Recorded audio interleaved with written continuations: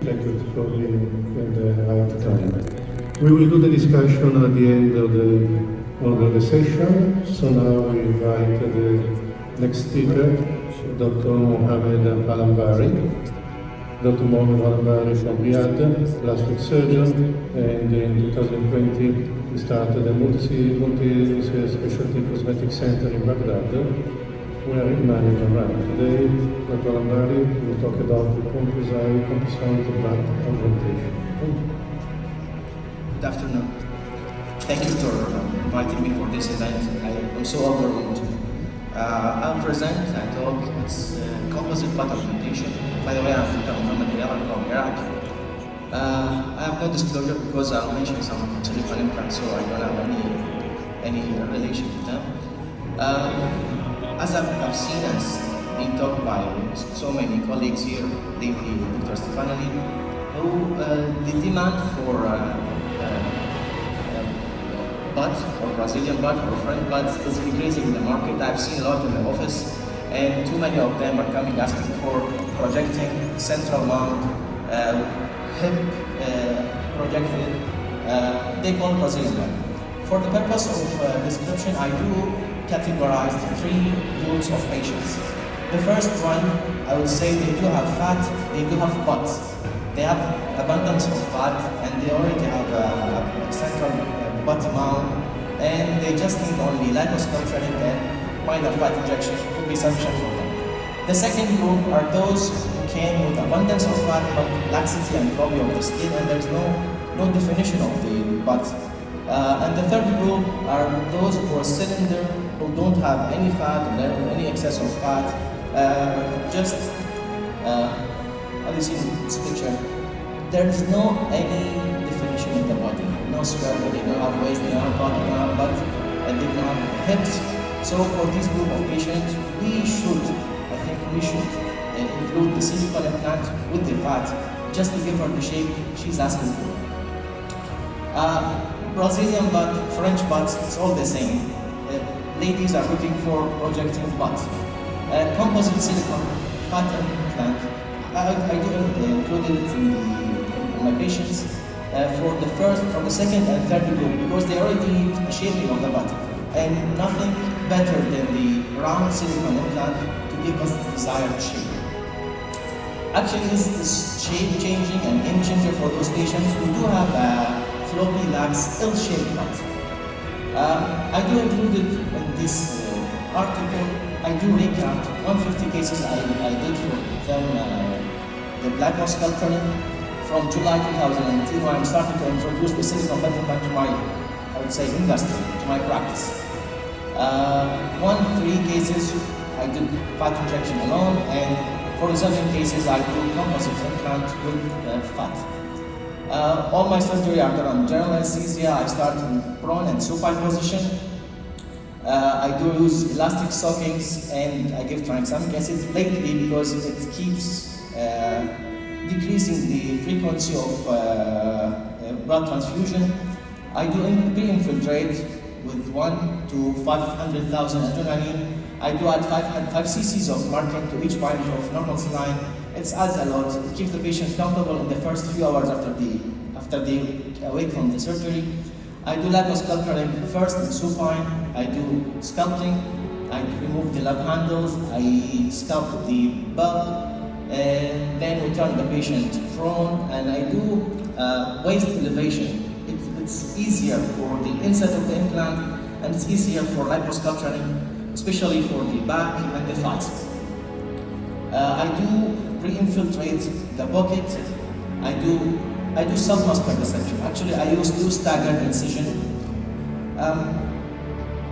I don't do the single incision. I think it's technical. It's nothing that important. I do muscle splitting and do blunt dissection under the muscles. I try to go under the muscle, under the gluteus maximus, just the side of the sacrum. I go under the skin just to look at the muscle and see them split and not cut. Split the muscle. Split the muscles is, I think it's better than the cutting. It's my idea.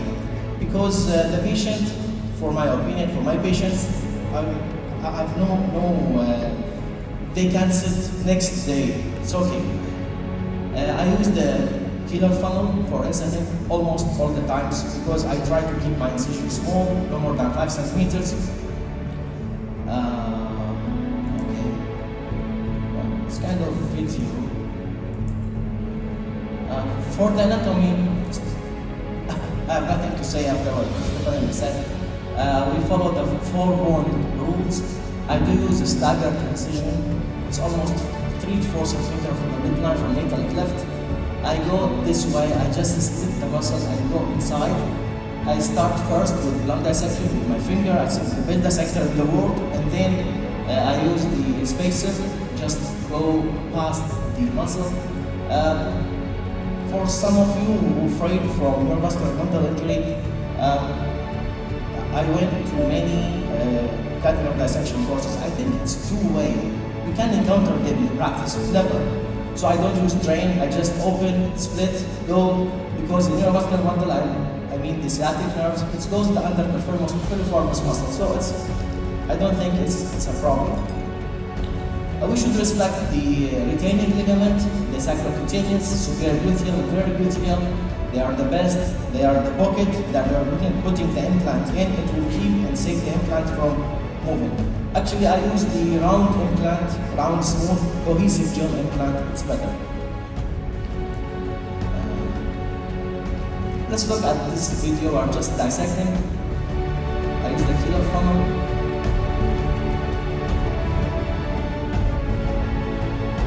Small incision, we are putting the implant in.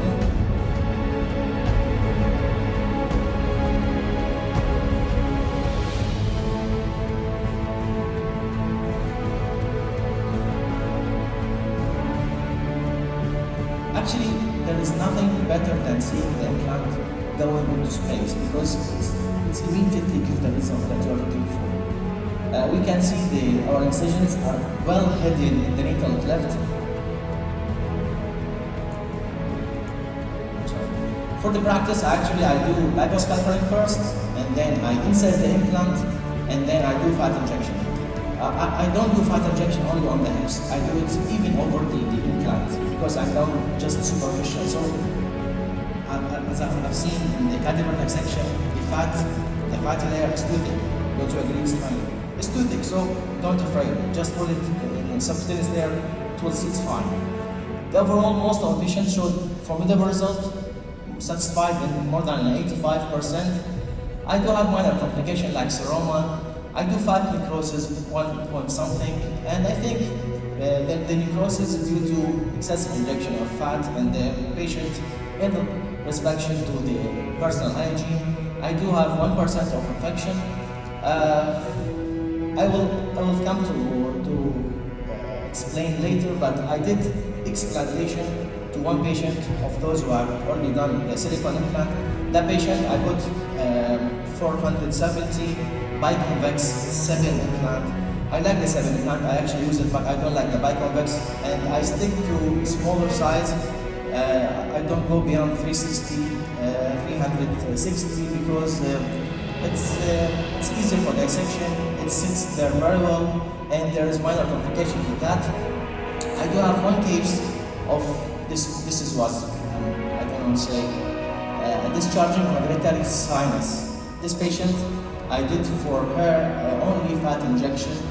The sinus, I did everything just to make sure what is that. I couldn't find it.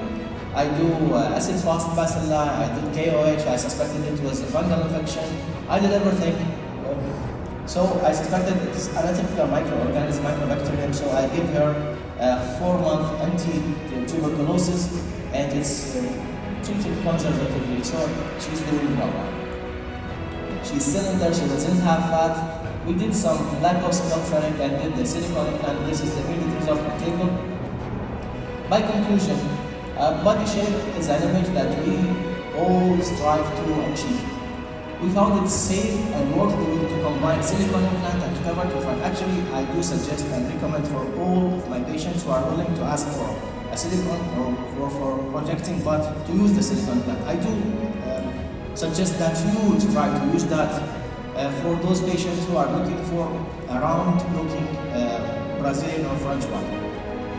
It's safe to inject the fat with subcutaneous implant. This is my recommendation. I don't go beyond 360 cc's because it's easy to dissect, easy to sit on. It doesn't cause demineralization of the muscle, so it will sit in place. We are used to insert implant to stagger decision. This is my recommendation. I recommend to inject fat from another stars just to keep the pocket and not to dissipate fat. Some pre and post operative pictures. For this lady who already did liposculpture clinic and abdominoplasty, I put and did the Brazilian butt or butt augmentation. This is the second case. This is, most of them are immediate pre and post operative result. For this lady, she gave birth twice, so she was ordered to do a mini abdominoplasty because she has excessive skin here. We did liposculpture, and this is her post-operative result. The third case, actually, this case came to the clinic 2 weeks after surgery, after she heard from colleagues or neighbor or so.